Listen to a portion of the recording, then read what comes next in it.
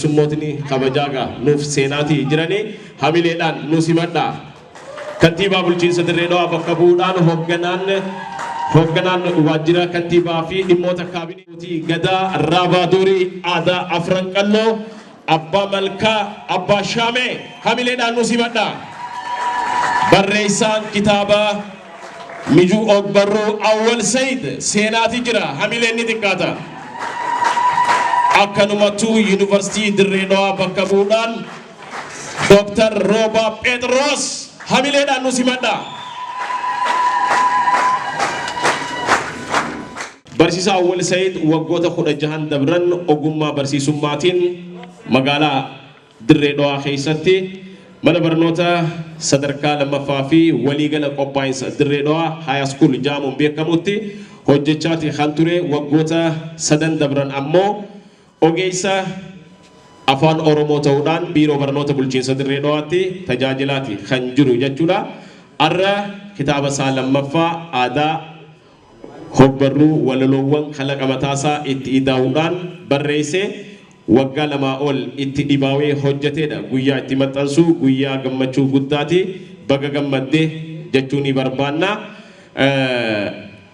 Ila ammaa gaa obsaa fi kabajaadhaan nu teessaniiti jirtan akka aadaatti gara sagantaa keenya eegaluun duratti ijoollee biiroo aadaaf turizimii Dirree Dhawaa jalatti sirboota aadaalee naannoo kanaa taphachuudhaan beekaman hawwisootu jira. Hamileedhaan naa simadha.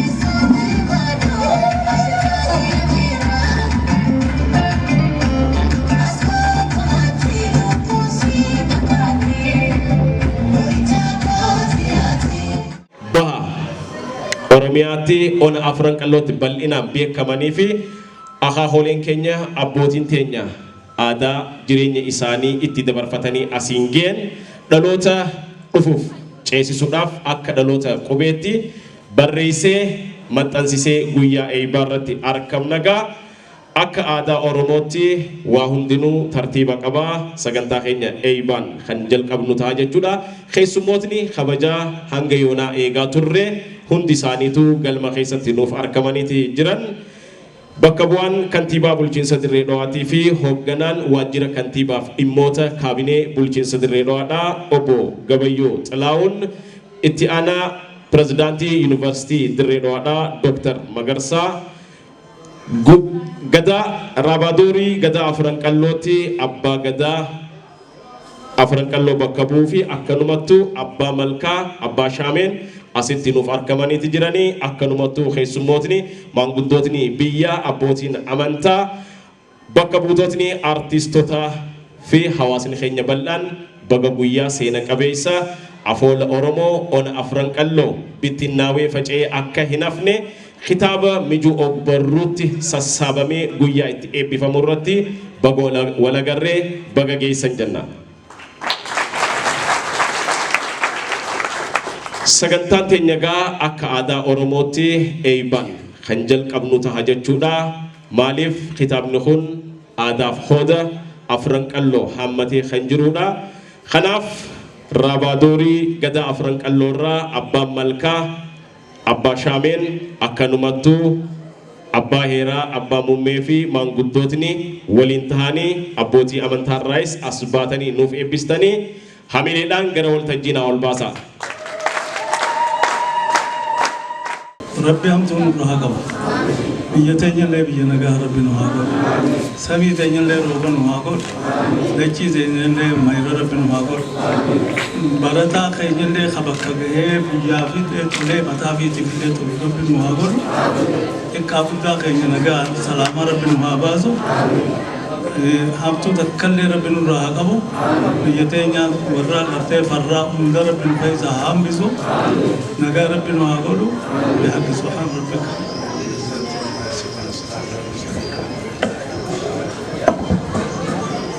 السلام عليكم. أكم بنتد مجولا كتابي مكان ساتو مجولا قاسر ربنا عبد أنا بشان كبومتي أنا دلنا كبر بسنا عواز ديما سكر كبومتي ديما ولو قاسر ربنا عجاجس يرو هو مشى ولك أوتاني هو مشى سان كذا كتابي كله فمه الله سربين بلليسني هو مشى بتشاتنا سربين بلليسني أبا عجاجس أبا قدرتي مدام فتى هو مشى بيت كتبان روبان رامبل ليسني أكما هو مشى علمي خينيا علمي أفرنكالو أول أبتي كتابة ساهو مشدد وتبلا خينيا سو مشى سارب بيسانا هو مشى سارب بيسانا ياجس نتلين كسمت ورامة خلاص كي قرتي هو مشى خلاص نبادر ديمني أسكين جكان حتى أنا سرب كسم ورجل ربنا عقول بيجتين ينقلون عقول ملكاتين ملكا فرنكالو ملكا تدير دوا بادية مقالة سي مراتا سيد اللي ربنا جاواس مراتا مقالة ترى سيد اللي ربنا جاقول خبرية كيس يقولوا اللي ربنا جاقول بيجتين يبتدي ما سنجى ربنا جاقول الله كينيا ربنا جاقول ويا كنا ويا ميجود وينير وفني قال ربنا جاقول برهان وينير مقالته وبقال اللي لا كلا ينيا نوان نوجو خلا وينير وفني ربنا جاقول على ذلك بيحك سبحان ربك. السلام عليكم. الحمد لله رب العالمين بكرنا خاني بكجر الرب شكري تقطع جميع الحمد لله يا دريت يا رب نحقل أمتني باشن تم قبرو مدين الرانت الكتاب سموت يا غير سباسه يا ربي خير أنت أي باب سندي الحمد لله يا دريت جلال رب نحقل دريت سبا سبلموني والأبتة والإنبول رب نحقل تكلم جلالان كرته جنة في آخرات الكتني جلال رب نحقل Mangkutu Jada Rabadoni Afrankallo Abba Malka Shamil Andurfaman Dalonni kobe mo akka daloota barateetti sassaabe afoola kana gara kitaabaatti jijjiiruu geenyeeti jirraga mijuun ogbarruu afoola Oromoo ona Afranqallootti gaa qooda guddaa kan qabudha maaliif abbootiin keenya seenaa kana qabatanii akka hin akhiramneef akka gara addunyaa kaanitti hin ceeneef sassaabanii dhaloota dhufuuf geewuudhaaf keessattuu bara teknooloojiin guutee namni social media qofaan dhaloota TikTok qofa taanee baratti hafne kanatti kitaabotni akkanaa kun hedduu murteessaa akka ta'e dhibbatti kan itti walii galluudha. kitaabni amma barreeffamu kun eebbifamu kun gaa kitaaba mijuu ogbarruu kun maaliif keessaa qaba kan joo wajjin wal qabatee waa'ee kitaaba arra eebbisuu dhuftanii kana xiqqoo akka hubannoo argattanii fi akka nutis dhageenyuuf gulaalaan kitaabichaa gaazexeessaaf barsiisaan afaan Oromoo kan ture Eliyaas Ammeedha as bahee kitaaba kana akkamitti gulaalee maal irraa argate maaliif keessaa qaba kan jiru irraa dhageeyuu qabna akkasimi maali ni dadhabdanii gunninis hojjaanis ni jira akkanumattu hawwan keenya hasallisoo kilastara hasallisoo araddaa gandarigeerraa annaniif buchuma nuuf hidhanii jiran sanis ni dandhamna Eliyaas Ammeegaa barsiisaa afaan Oromoo ture amma Biro Dhimmoota Kominikeeshinii Bulchiinsa Dirree Dhawaatti gaazexeessaa afaan Oromooti. Hojiilee barreeffamaatiin kitaaba kana gulaaluu keessatti qooda guddaa bahateeti jira. Yeroo lammaffaa isaatiif kitaaba beekumsa uummataa irratti xiyyeeffate barreessuu isaatiif hedduu haa galatoomuun jaa ammallee hamilee naa kennaaf hin duraan durseeti. itti aansuudhaan qaba barsiisaa Awwal Sa'id Abraahim Jaamaa godina Harargee lixaatti kan dhalate kan naannoo Asabootitti dhalate garuu beekumsa naannoo kanatti argamu otuu nuti keessa gadi hin buunin nu durseeti jira jechuudha. Haala saniin gaa kitaabichi namni kun seenaa isaa kitaabarraa ni argattu. Awwal Sa'id gaa mana barnootaa naannoo Asaboot naannoo Mi'eessoot jirutti kan baratee hanga kutaa 12 achirraa barnoota isaa digirii tokko jalqaba yuunivarsiitii Jimmaatti kan eebbifame afaan Oromootii fi ogbarruudhaan jechuudha. Seenaa adda addaa qaba gaafa baruu barsiisuu isaa maali barumsa isaa jalqabaa keessatti kutaa 4 natti fakkaataa kutaa takka keessa kophaasaa ta'uudhaan nama barate jechuudha namni kuni. Akkasuma kophaasaa ta'uudhaan nama ogbarruu irratti barreessaa jiru jechuudha namni. Kanaaf hedduu nama cimaadha jechuudha. Egaan kana jee mijuun maali sa'aan gaafa elmamu gaafa dhalee torbee jalqabaa irratti aanan akka hin dhugamu jalqaba akka aadaa Oromootti aanan siila jedhanii siila sanii walitti kuusaniiti eebbisan jechuudha. Eebbisuudhaan mijuu isaa walitti qabanii itichanii gaafa sanirraa kaanii ni unatan jechuudha. Eebbifameeti gara unachuutti seenama akkanumaan caljaanii aanan hin dhugan. Aanan sa'aatu eebbisanii dhugan waan ta'eef. Kun egaa mijuun kunis ogbarruu Oromoo irraa hamma tokko gara ogbarruu Oromoodhaa yookiin beekumsa uummata Oromoo kanatti achi deebi'aa dubbisaa waan jiru qaba jechuudha kitaabni kun. Buchumaa ta'u asirra jira laala. Beekumsi uummata kanaa bal'aa waraabamee kan hin dhumne waan ta'eef inni immoo hamma tokko qofa irraa qicee as fide waan ta'eef egaa mijuu aanan guutuma hin dhugan waan ta'eef hamma tokko irraa habbuuqqatee jira jechuudha. Irraa habbuuqqadhaas isiniin ja'aa jira. Meegaa gara qabiyyee isaatti deema kitaaba kana gaa boqonnaa 3 qaba. Boqonnaa 3 gurguddaadha qaba. Ogbarruun gara ogbarruutti osoo hin deemneen duratti waa'ee beekumsa uummataa gooroowwan 4tti qoqqoodamee ilaaluu isaatiin isinitti hima. Amma reefu asitti agarsan aartii shubbisaa asitti agartan kana kunis beekumsa uummataati. Inni biraa meeshaaleen aadaa kan asitti argitan kun beekumsa uummataati. Maaliif ogummaadha kalaqaa jechuudha. Kalaqa of keessaa qaba beekumsi uummataa kun. Wanni aartiin asirratti argamu kunis kalaqa. Inni biraa duudhaaleen yeroo cidhaa yeroo akkaataan aadaa itti safeeffatan akkaataan itti kadhatan akkaataan itti fuudhaaf heerumsa itti geggeeffatan akkaataan gumaa itti baafatan akkaataan jiruuf jireenya itti geggeeffatan beekumsa uummataati jechuudha. Isa inni biraa immoo beekumsa uummataa keessaa afoola waan jamtu jira. Afoola kan jennuun tapha ijoollee geerarsa dhiichisa heellee okkoinaa maal jettaniin tapha ijoollee faaruu walloonii faaruu cidhaa adda addaatu jira jechuudha. San keessaa afoolaas ni qaba ogbarruu hojii kalaqa dhuunfaa isaatillee qaba jechuudha. Walaloowwan adda addaa barreesseetti jira as keessatti.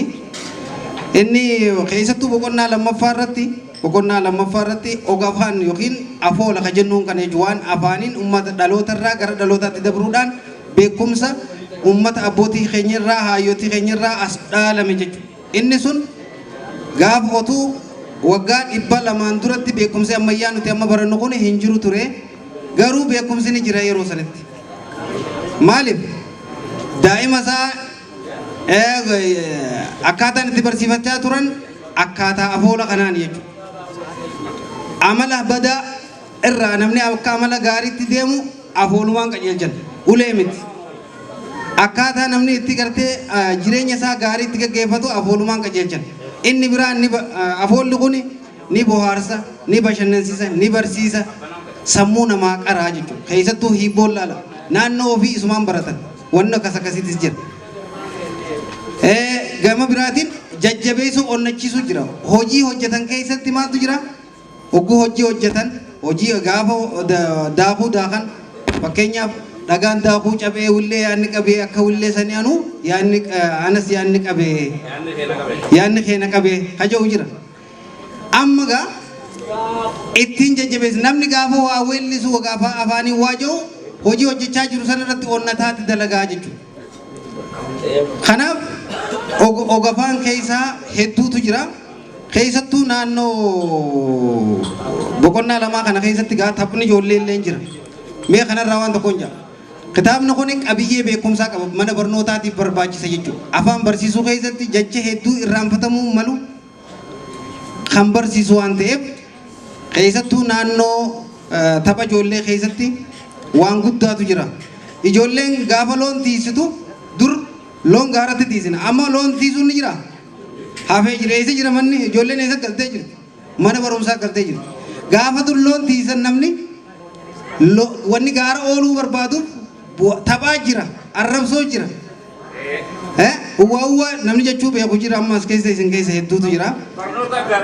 Barnoota gaafa jira kanaaf ijoolleen arra hin bobba'in jechuu wayin jettu ammoo ijoolleen mana barumsaa galtee afoolli isaanii gara mana barumsaa galuu qaba. Kitaabni kun kanaafuu qabiyyee barnootaafis tahaa jechuudha.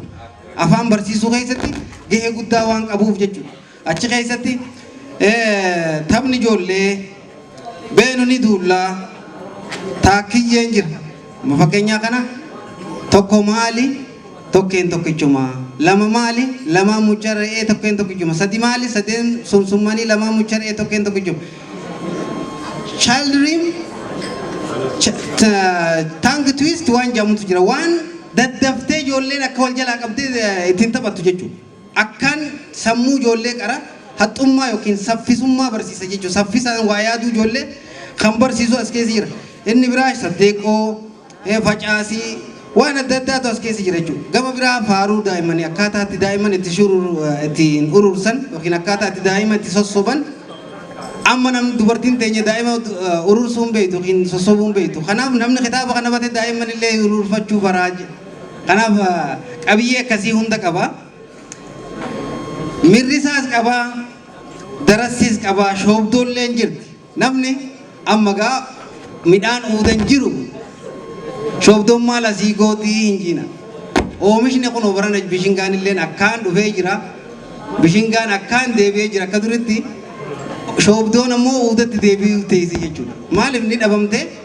Shoobdoo keessaa waan guddaatu jira. Hamilee namoota gareedhaan hojjetan uummanni keenya yeroo sanitti shoobdoon kun waan silaa konkolaataan oomishuu danda'an yeroo takkatti oomishuu akka dandeenye osoo hin dadhabnetti hamileedhaan kan hojjetan ta'a. Mirrisnis akkasuma haala kanaan akka ammas kutaan itti boqonnaan itti aanu immoo duudhaan wal qabatee duudhaa fi meeshaalee aadaatiin wal qabatee heera Oromootu jira, gumaa jira, akkaataa gumaan itti ba'u jira, akkaataa haaloo itti walii kaa'antu jira. Kanaaf beekumsi asirraa waraabamu hedduudha. Egaa meeshaaleen aadaa hanqa kaasitti argitan kana wal fakkaatu yookiin meeshaa aadaa keenyaa hedduutu jira jechuudha. Wanti immoo beekumsa uummataa kana beekumsa uummataatti taasisu yookiin folklore taasisu tokkoffaa kalaqaa jira jenna. Inni biraa onnachiisuu, gammachiisuu yookiin miidhaguu isaati. Kanaaf kitaabni kun hoggaa qabeegaa yeroo hin qabdunaa jechaa jira waan ta'eef anammaas gaa barsiisaa waan ta'eef yeroo dheeraa suuta keessaan haasoo fidadha malee jalqaba kanarratti hin danda'u. Ammoo naa hawwafachuudhaa ka'e narraa qabee asuma irratti sirraa dhaabaa haasoo namoota gurguddaan na bira jira. Isaaniifin isin dabarsaa galatoomaa isin jira.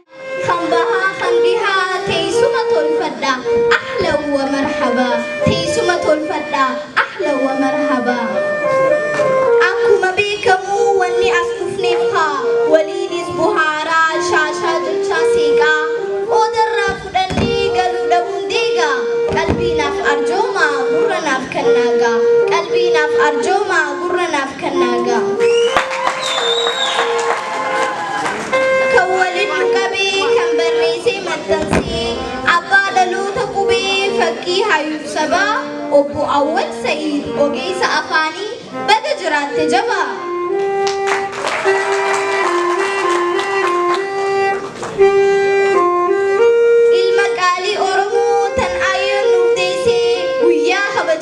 kana baga nagayaan geesse guyyaa kabajamaa kana baga nagayaan geesse hoggaanas deebi'ee kara dubbii xiyyaa akaakuu hogabarruu hibboo fi makmaaksaa afuulaaf walaloo kam himeen kamdiisaa furtuu rakkoo maraa kan dhiiga hookeessaa kiniini aadaadhaa bareeda baay'isaa kiniini aadaadhaa bareeda baay'isaa yaadaa fi hamilee gaddaa fi gammachuu furmaata kan nuuf taa'ee gara lachuu ummata of dhabeef kan jireenya tolchuu ummata of dhabeef kan jireenya tolchuu jireenya ati jirtu sitti hee ulfaata makmaaksan himattaa gaafas siif salphataa wanta ati feetu achi sirraa fagaattus atoobsa qabaannaan hibboodhaan hiikkattu hoga barruu seenaadhaa kan dhiigaan barraa'ee gogaa hayyootaanii lafeen irraa ka'ee beekaatu katabee dhalootaaf ol kaa'ee beekaatu katabee dhalootaaf ol kaa'ee hoga barruu seenaadhaa kan dhiigaan barraa'ee gogaa hayyootaanii lafeen irraa ka'ee beekaatu barreessee dhalootaaf ol kaa'ee beekaatu barreessee dhalootaaf ol kaa'ee warreen kitaaba barreessuun taatanii miseensaa daadarkaa jirurraa rakkoo meeqa obsaa dhalootaaf dhaabbachuun hedduu nama boonsaa hedduu galatoomaa tanaan qabaadhaamsaa hedduu galatoomaa tanaan qabaadhaamsaa aartiin kun as gahuuf warreen godhan aarsaa gameessa Oromoo Abubakar Muusaa Dr. Ali Birraa Abdii Qopheeffaadhaa rahmatullah alayhi seenaan keessan boonsaa nutis carraan nu gahee arra rabbii hamdii yeroonis qaaliidha akka daa'imanditti itti fayyadamuu baannaan teetis rabbii qabdi itti fayyadamuu baannaan teetis rabbii qabdi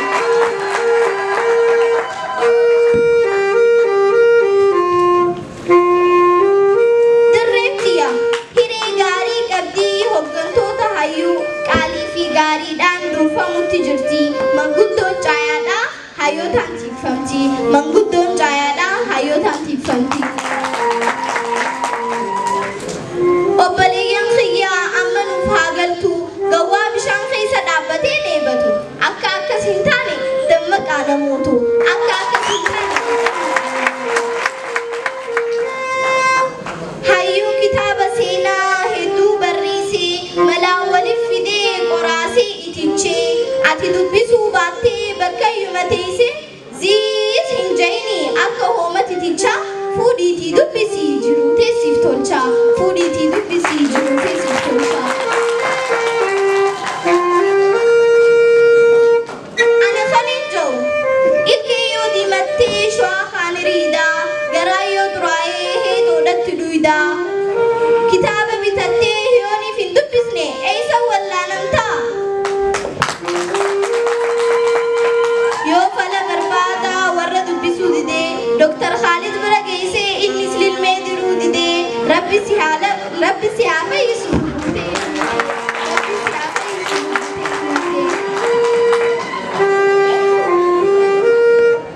yoomiyyuu sin dagannuu sin boonne yeroo hundaa onnee teenya keessatti teessee qabda bakka guddaa ammallee nuuf jiraadhu bakka jabaatteen nu furii yoomiyyuu nu barbaachiftaa horii bulii turii yoomiyyuu nu barbaachiftaa horii bulii turii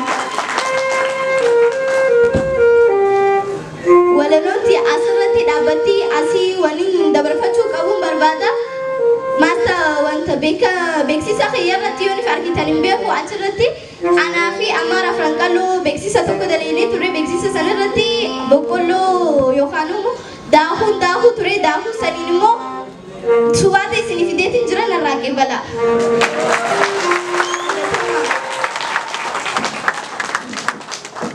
Hamileen itti dhiqqaata.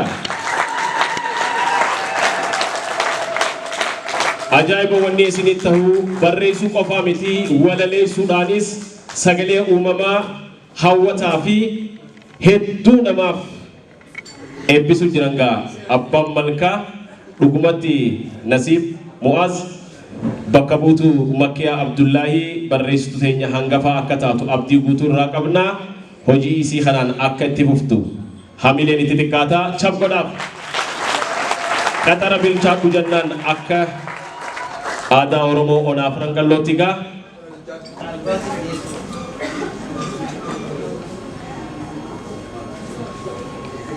Dr. Gaalid gaa walaloo keessatti milmee deetiira bilisaan wallaana si wallaana jeeniiti jira. Isinis fayyaan qaba jechuudhaan waan neete jirti. Hamilee kanaaf waliin qabaatu hundaafuu Robson Clinic eeba kitaaba kanaa qofaaf osoo hin ta'in maxxansa kitaaba kanaa keessatti qooda olaanaadha kan qabu. Maaliif seetan Awwal Saidii fi Khalid Dr. Khalid waliin tahaniiti kan baratan teessoo takkarra ta'anii carcar keessattuu magaalaa guddoo lixa Harargeedhaa tan taate eessatti magaalaa Cirootti waliin baratanii akka carraa tahee Rabbiin dirree dhawaatti hojiidhaan isaan lachuu fidee obboleeyyummaa isaanii itti fufanii arra eeba kitaaba obboleessisaa wajji maxxansisee wajji eebbisuu irratti argama. Robson Clinic guddisneeti galatoonfannagaa kitaaba afoola hogbarru Oromoo kanarratti dhaamsa gabaabduu dabarfachuun barbaada carraan alaadhaa jeetii jiragaa akkanaaf hayyamtan abdii guutuun qabaa sanbooda gara keessummaatti kanachi ceenu ta'a jechuudha. Gara waltajjiitti artist falmataa naafida yookaan dhaamsa gabaabduu hamu dabarfatu. Wanni nagirqitee naka kaase dubbii kitaaba kanaati. Akkuma beekamutti kitaabni Okaya Sammuuti. Kitaabni Okaya Sammuuti sammuun kitaaban dubbifne akkuma beekamutti sammuu hongeen tuqamuun hafan qabdu jechuudha. Okaya sammuu argachuudhaaf kitaaba dubbisuuf uummanni keenya aadaa haa godhannu. Hawwan keenyaas namni ilmaan qabu hundinuu ilmaan isaanii akka kitaaba kana kitaaba dubbisuun aadaa nuuf akka taatu dhiibbaa akka irra nu godhan jechuudhaan barbaade. Maaliif sammuun kitaaba dubbiftu sammuu waa uumuu dandeessu. Nama waa uumuutu addunyaa wajjin tarkaanfachuu danda'a. Kitaaba dubbisuu aadaa godhannee addunyaa faana akka tarkaanfannu jechuun barbaade. Asumarrattiin isinii gabaabsaatii galatoommaan isiniin jaa. Nu dhageessisan sanbooda gara eeba kitaabaatti ceenaa caalbaasiin ni jira, nyaatota aadaa dhandhamuutu jira. Barreessaan Awwal Said gara boodaatti walitti qabee miira nu itti dhagahame fi bu'aa bahii keessa dabre boodarra nuuf ibsa jenneeti kan tursiisne haasoyin isaa qaalii waan ta'e haa nu turu. Obbo Gabayyoodhaaf waltajjiin gadhiisa. Akkam bultan? Har'a guyyaa gammachuudhaami? Mi'aa ogguutan kaagamuudha. Baga gammattanii abbootii amantaa, abbaa gadaa, abbootii biyyaa, Dirreedhaa Yuunivarsiitii kan dhuftan Dr. Magarsaa, Dr. Roobaa, mana murtiidhaa kan dhuftan Obbo Abdiifaa, sagantaa hundaanuu asirra kan argamtan baga dhuftanii baga gammannee jira. Biyyi jijjiiramuuf biyyi fuulduraaf deemuuf dubbisuu beekuu qaba. Kana godhuuf nama kabeerreessuu barbaachisaadha. Kanaafuu abboolessi kiyya barsiisaan Awwal bu'aa guddaa buusee jira. Kanaafuu dura kan eegamu maali? Dubbisuu, laaluu, qorachuudha. Kanaafuu bu'aa isaa waan guddaa godhee jira. Biyyi jijjiiramuuf amma harka guddaan ijoollee teenya oguu laallu sooshaal miidiyaa irra jira. Kun jijjiirama hin fidu. Kanaafuu aadaa keenya beekuuf, saayinsii beekuuf, qorata godhuuf maal godhama? Dubbisuu qaba. Biyyiin addunyaa kan jijjiiramte maaliin? Beekumsaadhaan. Kan yoo goone immoo maal? Boruu waan barataan dhufuu hin danda'u. Reefuu oguu laaltan, ijoollee xiqqishoo laaltanii jirtanii sanuma fudhatanii kanaafuu ijoolleen teenya dhalootni kanaafuu maal godhaa? Dubbisuu qaba. Kanaafuu abboolsi kiyya bu'aa guddaa gootee jirta. Galata guddaa galfadhaa. Ogguuta kan gadamistanii galata naa geessa.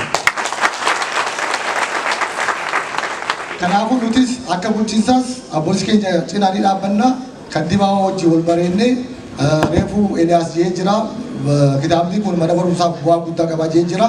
Nutis mana barumsaa akka ga'us akka bulchiinsaasis gargaarsa guddaa goonaa fi kanaafuu abboon kiyya jabaadhu baga gammadanii kanaafuu mana kana kan ibsan hundaanu kitaaba kana bituu qabdan fudhachuu qabdan kana jechuun bu'aa buusu isin qofa miti ijoollee bira akka ga'uuf bitanii isaan bira ga'uu qabu kitaaba bituu qofa miti kitaaba kanaas dubbisuu qabdan yoo dubbisne faayidaa qabu kitaabni maal jaa bu'aa maal fida kajawusan qorattanii baasuu qabdanii adara isin dabarsa akka bulchiinsaas isin bulchiinsi jechuudha dhaabbadha mana kan isaan nama hedduu jira Dirreedhaa Yuunivarsiitiin ni jira mana murtiin ni jira abdii asaayimentii fudhadhaa pireezidaantiin mana murtiidha Dooktar Kaaliin ni jira kanaafuu isa cinaa dhaabbachuu qabna jabaadhaa amma duraa ka'ee galtanii jirtanii kitaaba kana eegaltan isinis fixaasi eebbisiraasitti baga gammaddan baga walaa garree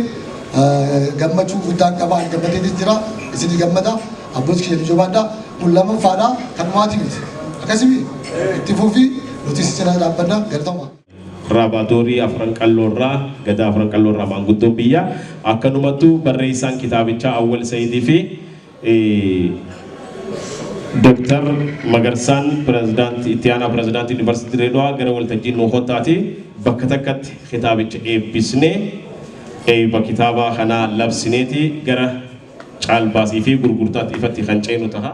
Mana murtii bulchiinsa Dirreedhaa obbo Abdii gara waltajjii Noohotaa yeroo hedduu abbootiin seeraa hojii seeraatii fi hojiiwwan birootiin malee waltajjiilee hawaasa akkanaa gurguddoo irratti isaanii hirmaatuun arginu.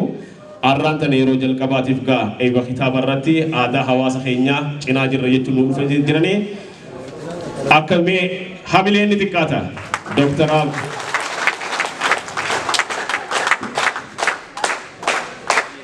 Dooktar Kaaliin kitaaba obboleessa kee hiriyyaa kee wajjin maxxansitee irratti osoo ol baatee nuuf eebbistee jennaa gara waltajjii nu kottu.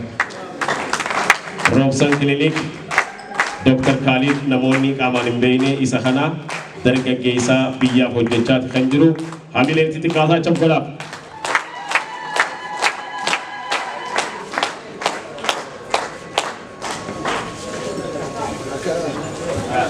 hundi keessan harkarra kaayaa lakkaawaa taaka lama sadii meelilbeen kitaabni mijuu barruu afaan oromoo eebbifameeti jira baga gammaddan maxxansa lammaffaa kitaaba mijuu barruu aadaa hooda safuu hawaasaa kan qabu afoola abbootii keenyaa kan hammatedha akka agartanitti hundi isaaniitu ililbeenni xiqqaata. Kitaabotni kudhanan asirratti eebbifaman kun akka agartanitti kudhanan kana keessaa namoonni as biratti argaman tokko irra mallatteessanii yaadannoo isaanii irra kaayaniiti guutuu isaa caalbaasiif dhiyeessina. Walii gallaami yaadannoo guyyaa eebbaatii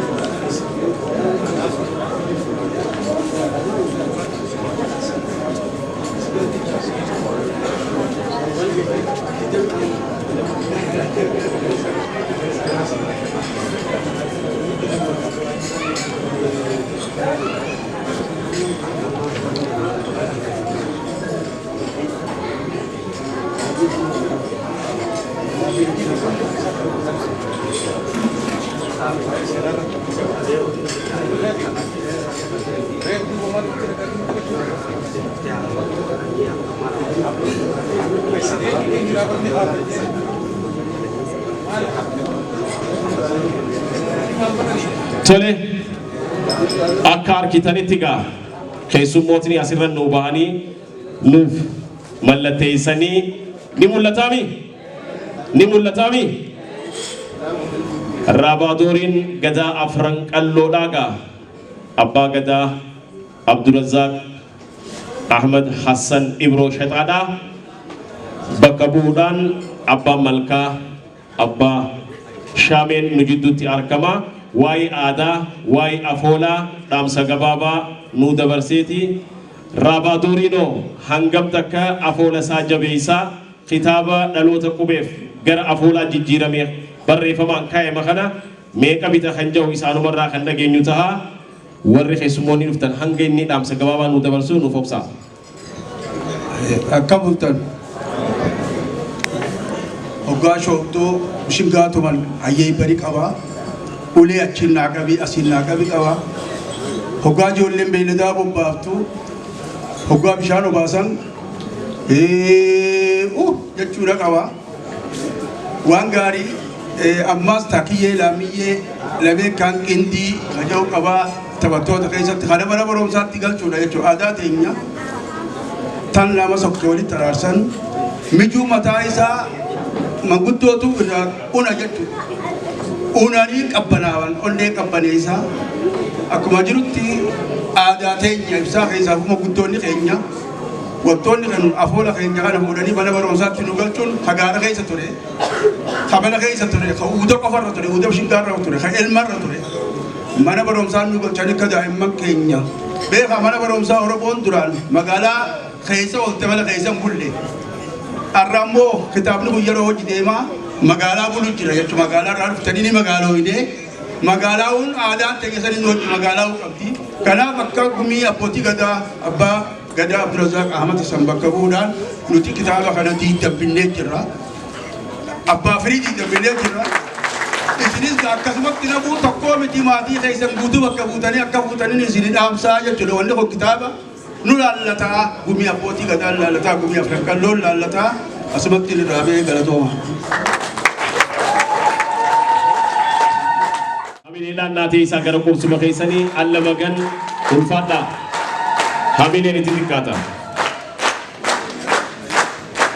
Kitaaba mijuu ogbarruuqa kan afoola safuu aadaa hawaasaa eeyba kitaaba ogbarruu irratti nuuf argaman obbo Abdiin Habbaa Dhibbaa kitaaba ogbarruu kana ni binna jeeti jira. Hawaasa jajjabeessuuf barreessitoota jajjabeessuudhaaf hojjechuu jalqabneeti jirra. Akkasimi eeyba kitaaba boodatti warri barreessaa jirtan yaadannoo nu qabadhaa manni murtii bulchiinsa Dirree Dhawaa Habbaa Dhibbaa biteeti jira. Jaalalaaf wareegama kaffalaa na waliin jiraata seeqaa koflaa. Na waliin jiraata seeqaa koflaa. Akkaan bararuu natti goota goflaa yoon sin ja'u haadha mala marii narraa dhugaa weetii tooqaalii beeytu maraa jannata tooqaalii. Akkuma kaleessi hin taane irraa wal qabaannu rakkoo qabuutarraa abshir hin gaddiin gokkuma gurraacha koo obsaan hunda muunaa tokkicha koo jettee jabeessitee sirraan sitee abdii koo jettee jabeessitee sirraan sitee abdii koo. Na waliin dabarsite taatee hirkoo hifatteen beektu guyyaa tokkoo reebdeerraa na buufta rakkoo si malee ani hin qabu nama biraa akka mara keessatti siin na cinaa jira bakka hundatti ceetee naaf dirmatta bal'oof rakkootti na waliin hirmaata. Sida buduwaa gatiin qabu humaa qaamni koo ani siiniin guutamaa osoo ati hin jirre ani hin ta'u namaa siiniin kabajamaa ani siiniin faarfamaa si malee maqaan koo hin yaamu ol godhadhee tarkaanfadheen deemu. Silaa gurri tuddee ijji toosna jaamti addunyaa yoom maqaana yaamti firii shanyiiti yaa barsiituu unguree hidda koo hojjitee qaataa dhabamee ture hidda koo hojjitee qaataa dhabamee ture. Mijuutoo ati waan naaf hin taane hin qabdu dagaltaan na ciifte rakkoo jabdu Gaafaan beela'u nyaata dheeboddu bishaan daaru uffata dhukkubsaddu qoricha naaf taata. Yaa wallaantuu too ati na baraartaa gaaga'ama meeqa irraa na eewwalta. Ati anaaf jireenya ta'u hubadhu ani si malee dandeen jiraadhu bishaa jiru ani siiniin mi'eeffadhe akka na waliin turtu si mijeeffadhe qabbaneessituu too ani siin mararfadha qabbaneessituu too siin mararfadha.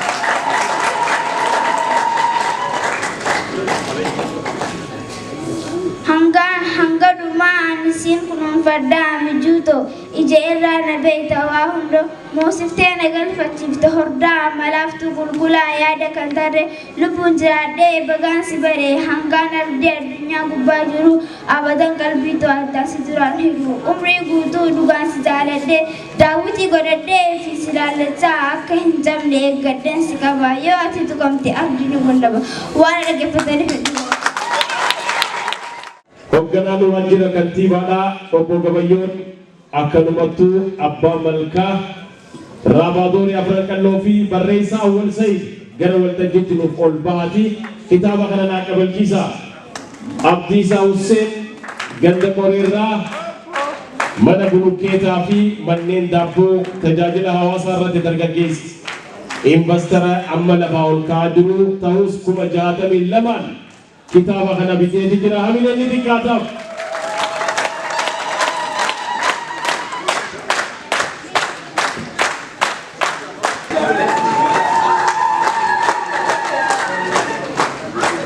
waliigala kitaaba 25 bite jechuudha.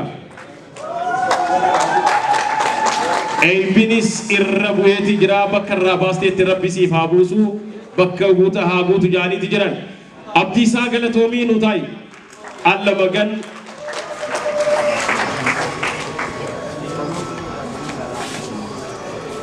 kitaabota 25 san reefu biteetti 10 kana mana barnoota Abbaa Yohaannisiif naa dabali jeeti jira.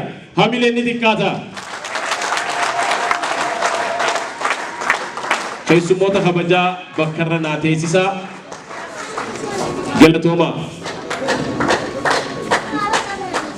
Guyyaa irraa kanaan walmaanuun dhungee guyyaa gammachuu waa'ila keenya kan yeroo dheeraa wajji guddannee wajji barannee as geenye firii irraan tanaan ga'u kan keetiif hedduu gammachuu guddaan dhagahame baga gammadee siin jaa.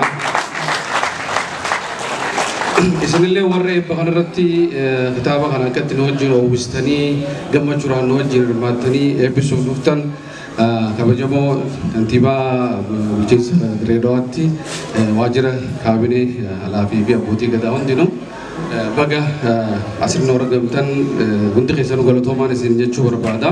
Kitaabni kun maxxansuudhaaf baasii baay'ee barbaachisaa humnaanis tahee yaada sammuutiinis qabeenyaanis waa hedduu aarsaa guddaan kafalameeti bakka sana gahee jira ammaan tana. Kana keessatti namooti hedduu adeemsa kana keessa qooda fudhatantu jira. Hundi isaanii waahillan isaanii tahee warreen kitaabni kun akka sadarkaa kana gahu isa bira dhaabbataa turan hundinuu haa galatoomanii jaa. Garuu barumsi guddaan asirraa fudhachuu qabnu nuti dhaamsa muudhaan akka nama Oromoo tokkotti. Maali uummanni keenya dargaggoonni keenya kitaaba kanaan barreessuudhaaf namni hamilee qabu martinuu barreessaa itti fufaa. Wanni isinirraa eeggamu maali? Kitaaba kana barreessuuf jira kana cinaa dhaabbadha itti gaafatu qofa. Abbootiin qabeenyaatis warri barates bulchiinsinis deeggarsa guddaa namuu isiniif godhaa namuu isin cinaa jirraa warri sammuu keessan keessaa kalaqa qabdan warri waa barreessu waa'ee Oromoo irratti afoolas haa ta'u waa'ee barumsaa haa ta'u waa'ee aadaa Oromoo waa'ee seenaa Oromoo haa ta'u hunda namni barreessuu qabaattan yaada keessan qabatanii dhufuu qofaa isinirraa eeggamu. Nuti waan barbaachisen akka bulchiinsa nuti hundinuu isin cinaa jirra maaliifi ilmaan Oromoodhaan martinuu kalaqa ol koo'uun wanni kun asirra dhaabbatuu qabu asirra cituu qabu qabeenya hin qabu jee yaadee cinqamuu qabu maaliin hin maxxanse jee yaadee cinqamuu qabu barreessuu qofaatu irraa eegama.